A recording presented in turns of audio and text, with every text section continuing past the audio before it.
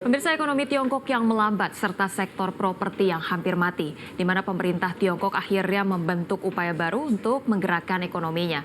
Pada hari Rabu 19 Juli, pemerintah mengeluarkan pernyataan janji untuk memperbaiki serta melindungi bisnis swasta di dalam negeri. Pemerintah dan Partai Komunis Tiongkok akhirnya mengeluarkan janji bersama untuk memperbaiki kondisi bisnis swasta di dalam negeri.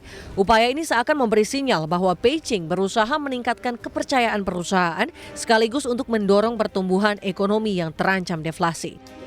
Dalam pernyataan dari Komite Pusat Partai dan Dewan Negara pada hari Rabu 18 Juli 2023, pemerintah Tiongkok berjanji untuk memperlakukan perusahaan swasta sama dengan perusahaan milik negara.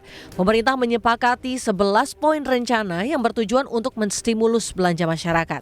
Pemerintah berjanji akan meningkatkan dukungan bagi swasta dalam hal pencatatan saham, penjualan obligasi dan ekspansi ke luar negeri, serta melindungi bisnis dan pengusaha swasta dari tuntutan hukum yang tidak adil. Tidak hanya itu, beberapa hal lain yang menjadi sorotan dalam perjanjian itu ialah pemerintah akan memastikan bahwa pada pemerintahan di tingkat manapun tidak boleh menghambat swasta, baik itu dalam bentuk pendaftaran dan pemeriksaan tahunan. Tiongkok juga berjanji akan memperbaiki mekanisme pencegahan dan penyelesaian tunggakan bagi usaha kecil dan menengah, mempercepat transformasi digital, serta mendorong badan usaha swasta untuk melakukan penelitian dan pengembangan teknologi digital.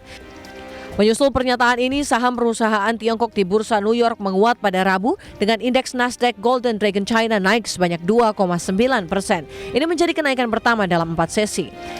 Tiongkok memang telah kehilangan momentum pemulihannya pada kuartal 2 di tahun ini. Tiongkok kini mulai mencari dorongan swasta untuk menggerakkan ekonomi. Perusahaan swasta Tiongkok sebelumnya sudah terpukul oleh kebijakan pemerintah terkait pandemi serta regulasi ketat pemerintah pada perusahaan teknologi dan edukasi seperti yang terjadi pada Ant Group dan Tencent Holdings sebelumnya. Berbagai sumber, IDX Channel.